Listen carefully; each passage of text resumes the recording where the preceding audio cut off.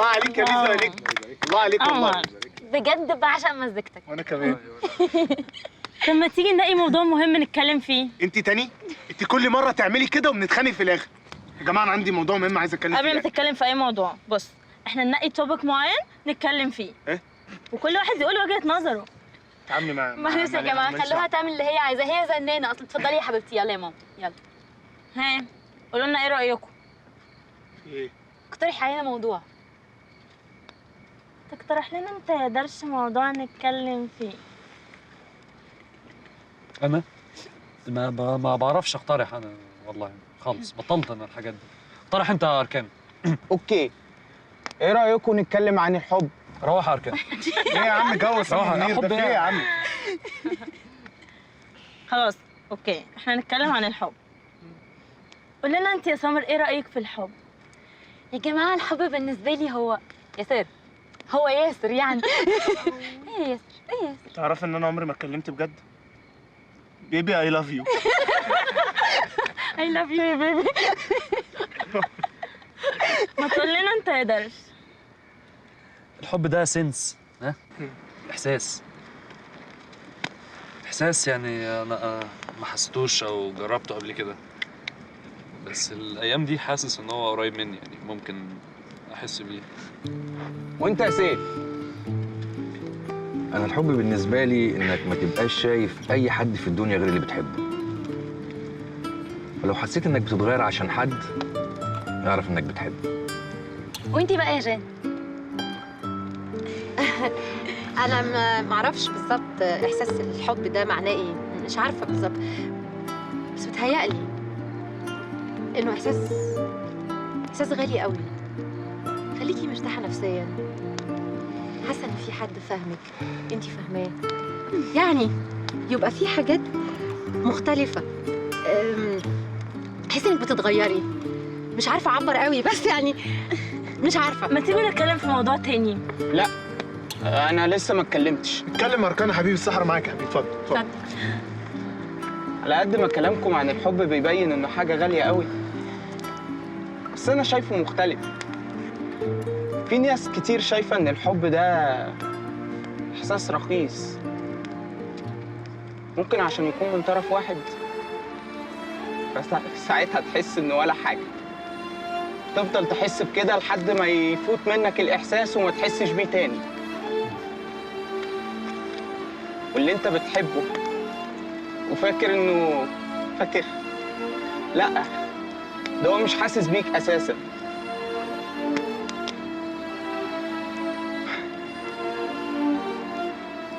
بس هو عارف، وكل يوم بيرخص في نظري اكتر.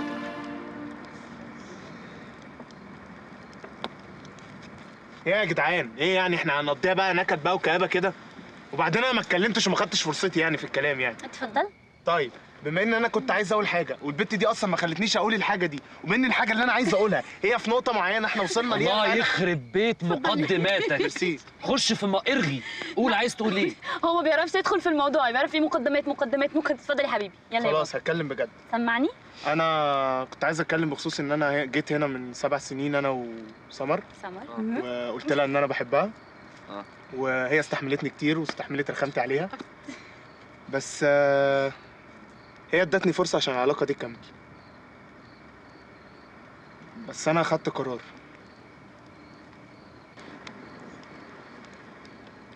انا هريحها مني نهائيا. إيه يا ابني هتنتحر؟ على فكره انا بتكلم بجد.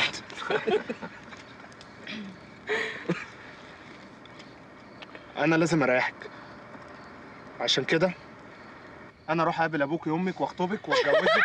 بحبك يا سمر، من الاخر بحبك يا سمر.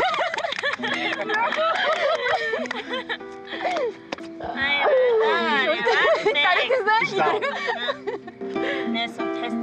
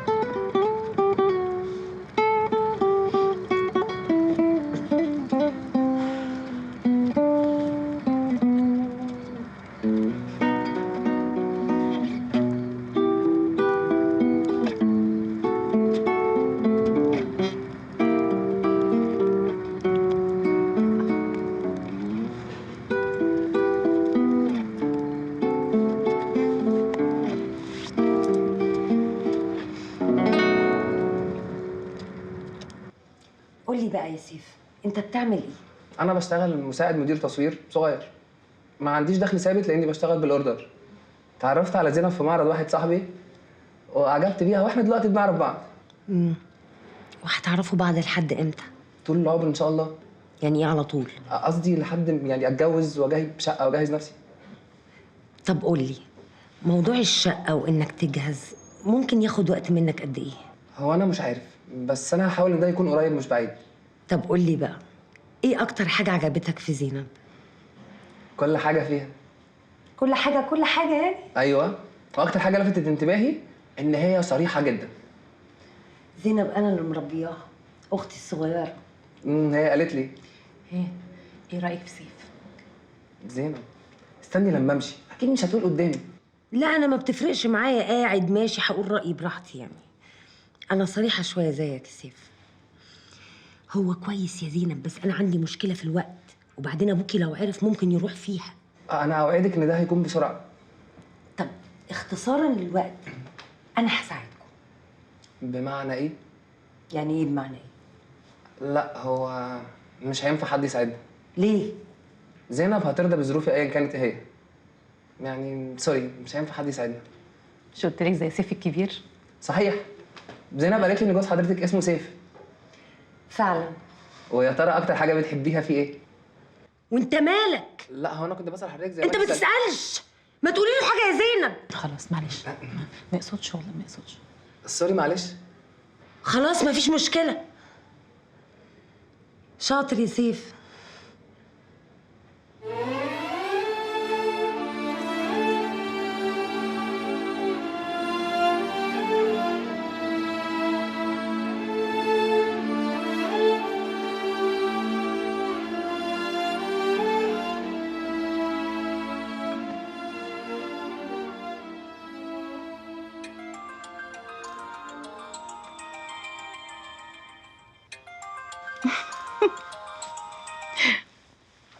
الو. نمتي؟ كنت هنام. اتبسطتي النهارده؟ انبسطت قوي النهارده. وانا كمان اتبسطت قوي. تخيل انا عايز اشوفك دلوقتي. وانا كمان عايزه اشوفك دلوقتي. سكت ليه؟ لا ابدا، كنت بطمن بس. طمنت؟ اطمنت. طيب خلاص اقفل. طب ما تقفلي انت الاول. طب ما تقفل انت الاول. تيجي نقفل احنا الاتنين مع بعض. موافقه. اقفل انت الاول. ما قفلتش ليه؟ اقفل انت الاول. انا خلاص هقفل. تصبح على خير. وانت من اهل الخير.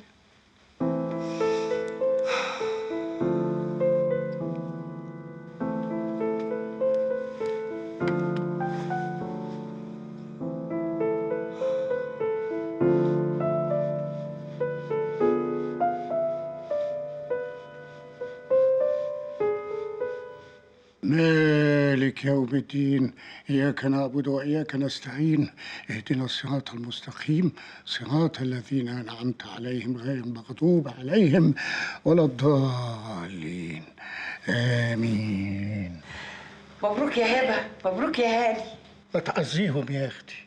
يا ولاية زغراتي زغراتي، عايزين نفرح. حاضر يا حاج. ومالك كده يا عروسة؟ في حد يا بنتي خطبته وقاعد فتحته النهارده ويبقى عامل بالشكل ده، عامل زي كده؟ ايه يا بنتي؟ مالك؟ يعني يا بابا انا قلت نصبر شويه لغايه لما حضرتك تقوم بالسلامه بس. بقى انا كده يا بنتي هقوم بالسلامه، هقوم بالسلامه يا هبه وهنفرح. وبعدين انت ما جبتيش ليه العيال بتوعك الوزاويز البزاميز دول الحلوين؟ ها عشان نفرح كلنا، ها؟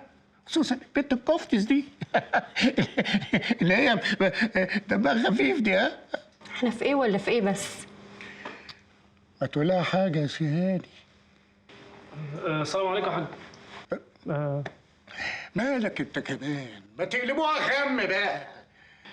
طلع الدبل، طلع الدبل، طلع الدبل يا ابني. انت ما جبتهمش ولا ايه؟ جبتهم يا حاج. طب طلع كده. لبس العروسه الدبل. جاب لي سكراتي.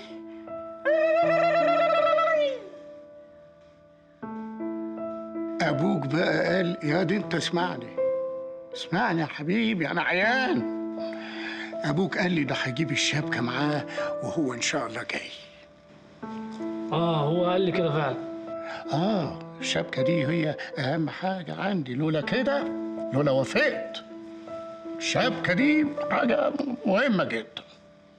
طب كنا نستنى بقى يا حاج، طالما مفيش شبكه يبقى مفيش جواز ولا ايه؟ يا ابني انا بهزر معاك يا ابني. شبكه ايه يا حبيبي؟ انا بشتري راجل يا واد. كتر خيرك يا حاج.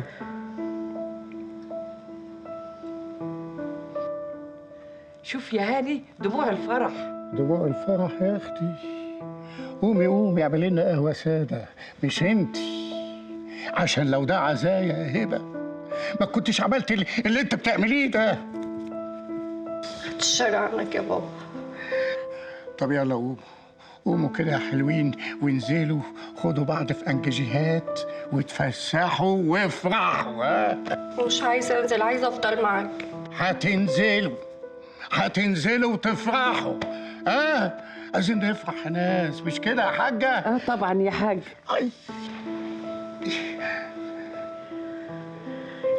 سلامتك يا حاج، خد تاكل حاجه حلوه. تاكل ايه؟ تاكل دي؟ لا المنفيه ديت يا وليه. لا ده انا بحب دي. خد انت من دي. دي موصوفه لي يا وليه. دي منفيه موصوفه للوجع بتاعي، ما تديني بقى. طب هات.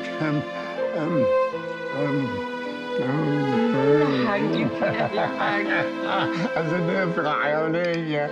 البنت اتخطبت، عقبالك.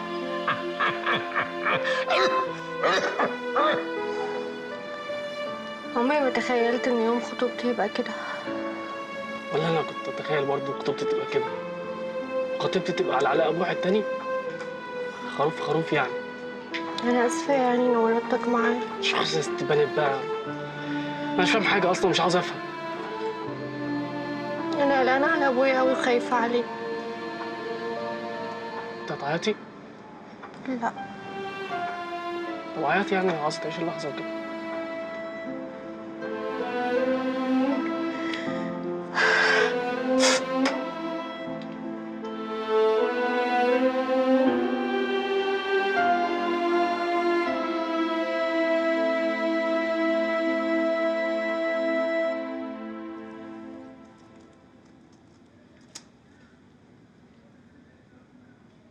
يا نهار اسود.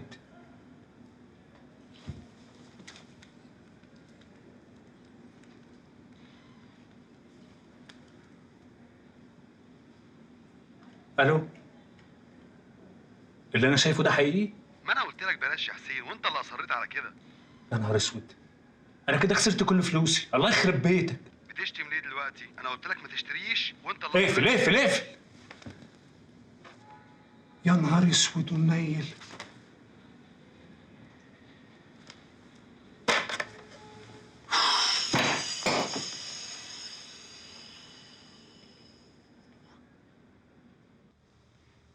سرطان؟ ابوك هيروح مننا. ما تقوليش كده، بابا هيبقى زي الفل والمصحف الدكتور طمني. ابوك هيروح مننا. ما ينفعش كده ماما، ارجوكي انا محتاجاكي جنبي. عايزه اوابك يا ماما. مش قادره. ماما، بابا زمانه جاي، لو سمحتي امسكي نفسك قدامه. بعدين احنا مش هنقعد نفول عليه. بابا هيخف والله العظيم هيخف. بس خلاص. السلام عليكم. عليكم السلام.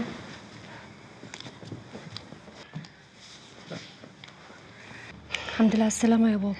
الله يسلمك يا حبيبتي، الله يسلمك. يعني كان لازم تروح الشغل؟ طبعا. كان عندي شوية شغل كده في المكتب كان لازم أخلصه. مالك يا حاجة؟ مفيش يا اخويا.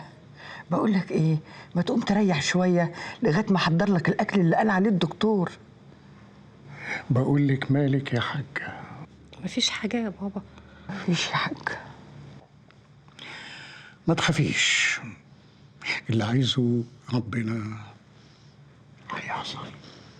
خاف من ايه يا حاج؟ انت زي الفل. ربنا كاتب يا حاجة كل حاجة بميعاد. نتولد بميعاد، نعيش بميعاد، نموت بميعاد. وهو أكيد شايف كل حاجة أحسن من عندنا. وأنا راجل مؤمن بقدره، مؤمن بالله وبقدره. يعني ممكن أكون سليم وياخدني في الميعاد اللي هو محدده. فما فيش فرق طالما القدر واحد، إن أموت سليم أو أموت بالسرطان. سرطان ايه يا حاج؟ بعد الشر عليك. كمان هتكدبي يا حاجة؟ هتكدبي على كبر؟ مش أنا قلت لك ما تكدبيش من ساعة موضوع الاتشيكيت ده؟ ها؟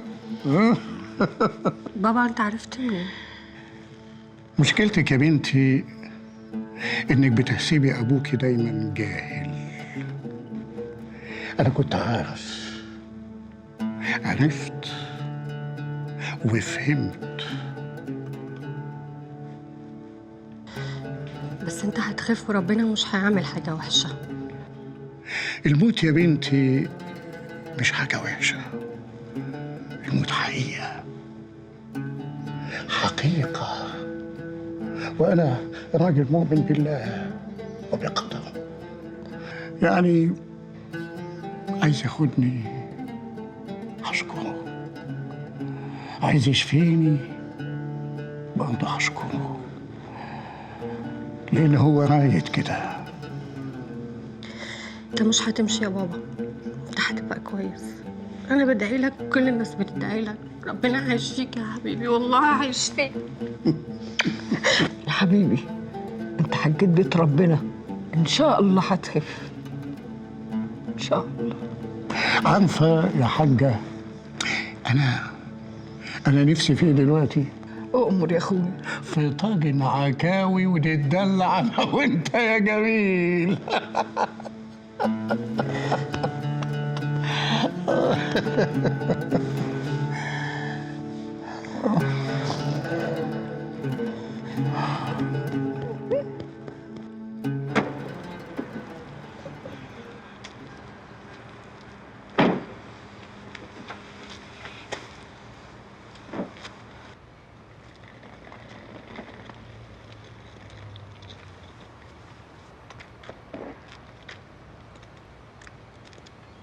ايه؟ خلاص رضيت عني انا وابنك؟ معلش، يعني كنت محتاج شويه وقت. ماشي، بس عارف لو اكتشفت ان انت عملت حاجه وانا مش موجوده، طبعا انت عارف انا هعمل ايه. امال يلا نروح. صح يا بابا؟ طبعا يا حبيبي. على فكره هعرف كل حاجه من نشوى. نشوى مين؟ نشوى مرات البواب؟ يا امال بقى تسالي مرات البواب عن جوزك؟ عيب. على فكره بقى، طول الفتره اللي فاتت دي لا عملت حاجه تضايقك ولا حاجه تغضب ربنا، صدقيني. مش مصدقك. خلاص يا ستي ما تصدقينيش، تعالي بس نروح وبعدين نتكلم. ماشي ماشي. يلا.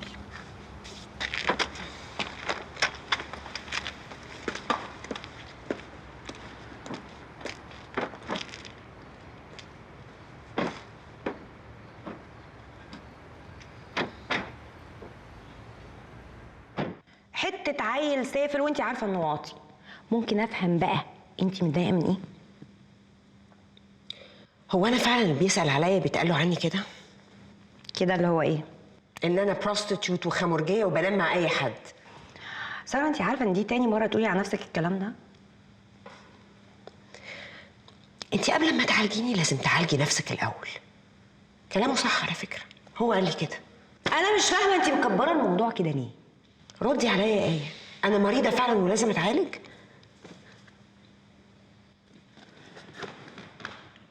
بصي يا ساره،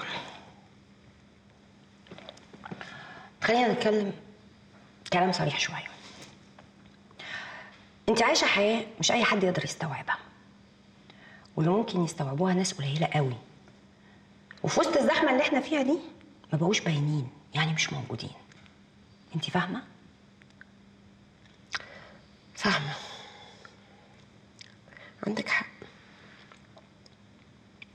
يا ساره، بس بالرغم من كل اللي احنا بنعمله في ميزه فينا، احنا ممكن نكون بنضر نفسنا لكن عمرنا ما ضرنا حد. اضحكي بقى. ايوه كده. قولي لي بقى، سبختي قلم؟ انا لسعته حته قلم. رن. برافو عليكي. بس برضه المفروض كنت تديله حته دين شلوط كده في الاماكن اللي تودي في داهيه. شلوط؟ اسمه شلوط. شلوط ده ما بيجيبش نتيجه، شلوط بيودي في داهيه. حد من اصحابك المقرفين دول جاي النهارده؟ ايوه دي هديل. بقول لك ايه، ما تتكلميش قدام عشان أنا مش ناقصه. اهو اهو. اهلا اهلا اهلا بكيزه وزغلول. ازيكم يا بنات؟ تمام. يلسى. طب بقول لك ايه، ما تعرفيش سبا كويس؟ انا؟ لا ليه؟ وانت مال اهلك ليه؟ لما انت ما تعرفيش عايزه تعرفي ليه؟ ساره. ايوه. ما تعرفيش سبا كويس؟ ايوه اعرف سبا كويس، بس ليه برضو؟ ما هو انت عشان تعرفي هقول لك. شفتي بقى؟ نفسي ادلع نفسي يا جماعه، نفسي انحرف. واحده عايزه تنحرف والتانيه عايزه تتوب.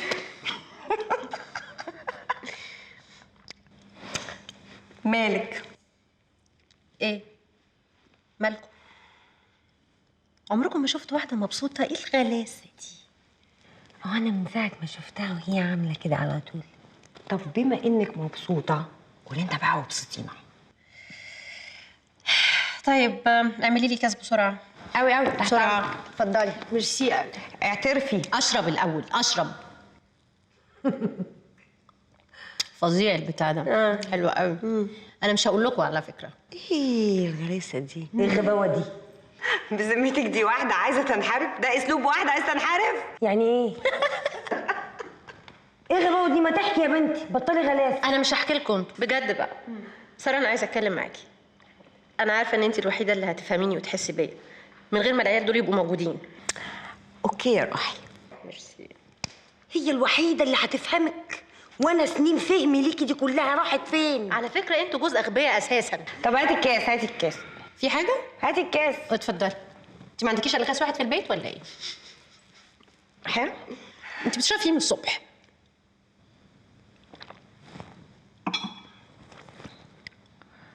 بصوا بقى يا جماعه، انا قررت ان انا هعترف لكم بحاجه.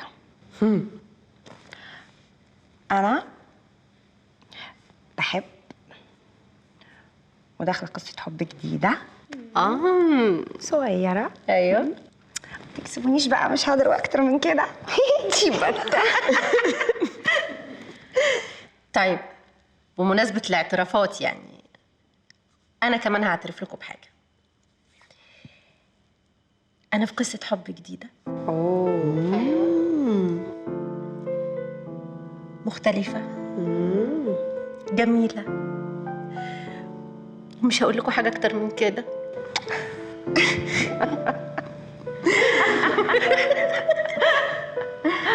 ايه الغباوه دي؟ طب انا بنهي قصه حب كانت جميله وتقريبا داخله قصه حب يمكن تكون جميله. ومش هقدر احكي لكم حاجه اكتر من كده. انا بقى قررت اقطع علاقتي بيكم كلكم. يلا احسن. ومش هقول اكتر من كده. لا لا بجد بجد بقى، يعني ما تطلعونيش من المود اللي انا ما اعرفوش من زمان ده. ممكن نسمع مزيكا بس حلوه، ناعمه، جميله، رومانسيه، حلوه. بجد انا عايزه اسمع موسيقى حلوه. يلا قومي. ماشي وانا كمان. طيب حس ان انتوا في المود اللطيف الحالم الرومانسي اللذيذ ده، هسمعكم اغنيه الاطلال. حد يطلعها بره. انا بقول لك رومانسيه ناعمه حالق. انت حاساني صح؟ استني، انت مش فاهمه. اطلال مختلفه خالص عن اللي انتوا تعرفوها. اطلال بقى بتاعت واحد صاحبي. جاهزين؟ اتفضلي. مستعدين؟ اوكي. بالاطلال بالاطلال بالاطلال لا لا لا لا لا بالاطلال يا بلادنا يا حلوه بالاطلال لا لا لا.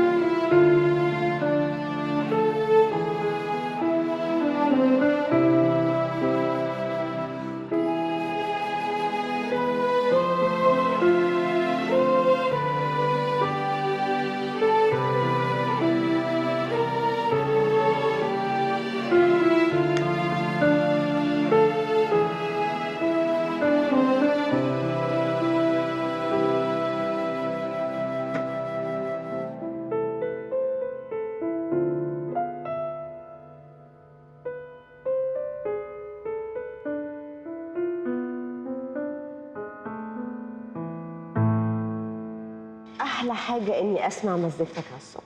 ما هو باين، عشان كده انت خارجه. رايحه الهند. اخبار باباها ايه؟ هيبدا كيمو قريب. تخيل انه طلع عارف من اول يوم دخل فيه المستشفى ما قالهمش. بس هبه بتقولي ان هو متماسك الحمد لله. ده اكبر اختبار بين البشر وربنا، اختبار المرض. ازاي؟ المرض ده اختبار ممكن يقويكي او يضعفك، ودي حاجه مش هتتعلميها غير لو بتمري من الاختبار ده. يعني في مشاكل مش هتعرفي تحليها مع حد غير لما مريتي من المشكله دي وحلتيها. يعني مثلا لما تقولي لحد لازم تشرب ميه عشان ما تموتش من العطش وانت اصلا ما تعرفيش الميه دي ايه، هتقنعيه ازاي بحاجه ما تعرفيهاش؟ هو انت في ايه بقى بالظبط؟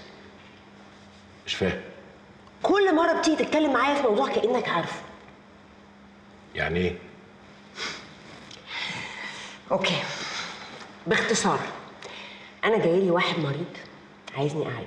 الشخص ده همجي جدا وعشوائي في كل حاجه وحشه ممكن تتخيلها او ما تتخيلهاش. زي زمان يعني؟ زيك ايه بس يا بابا؟ الشخص ده جمعت عنه معلومات، بعد كده اتفاجئت ان هو كمان مجمع عني معلومات. صح او غلط بقى مش مهم، بس قال لي كلمه لسه مأثره فيا وبترن في وداني لحد دلوقتي. قال لك ايه؟ قبل ما تعالجيني روحي عالجي نفسك انت الاول. انت بتضحك؟ طب والله العظيم انا غلطانه ان انا حكيت لك. لا استنى. لا مش هستنى. انت عارفه مين اللي خلاني افوق من كل القرف اللي انا كنت فيه ده؟ واحد راجل اسمه محروس. الراجل ده كنا بنروح له نشتري من عنده ازايز الخمر. هو كان حرامي شويه فكان بيزود في السعر، لكن كان عنده داء القمار. فمره رحت له وانا سكران شويه، قلت يعني انصحه. قلت له يا عم محروس ما تبطل القمار ده، وقعدت بتاع ساعتين كده اتكلم معاه وبتاع. في الاخر لقيت انه شكله اتأثر كده وعينيه كان شكله هيعيط. طبعا انبسطت قوي من نفسي في وقتها. بعديها بشويه بص لي كده قال لي يا عم غرفه 60 داهيه، يعني مفيش غير واحد سكير زيك هيجي ينصحني؟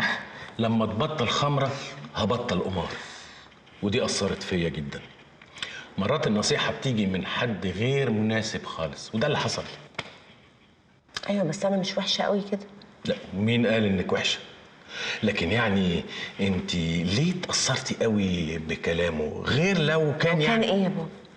رواقي رواقي، روحي شوفي صاحبتك. وانت كنت جاي ليه؟ هو انت كل مره تساليني نفس السؤال، انت كنت جاي ليه؟ جاي العب شويه بيانو عشان اروق شويه من امك. تمام، انا مش هتاخر. وانا شويه وهمشي.